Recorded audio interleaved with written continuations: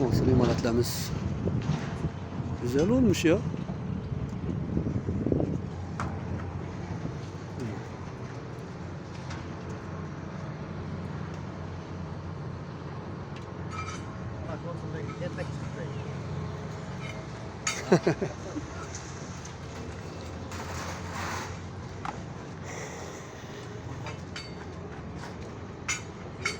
Bankrasyalar.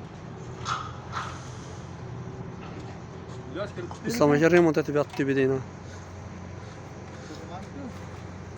Adam oğlu. Oh. 9,5 kilovatlik generator. Remont qilyapti. Men so'rasam. Qanday ekan? U chap rezonmi ekan, to'g'ri rezonmi ekan? Chap rezonmi? Valda o'zi chaplaydi. Ikkita bor. Shpilkamiz. Qaysi chap rezonmi?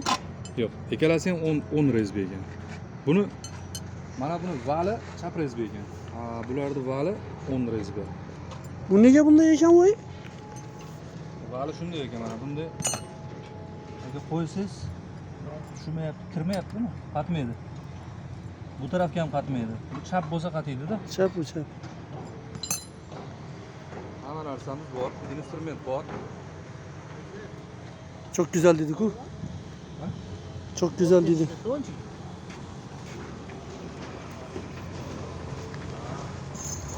Hoppa. Bir de Zagadopça uğradılar.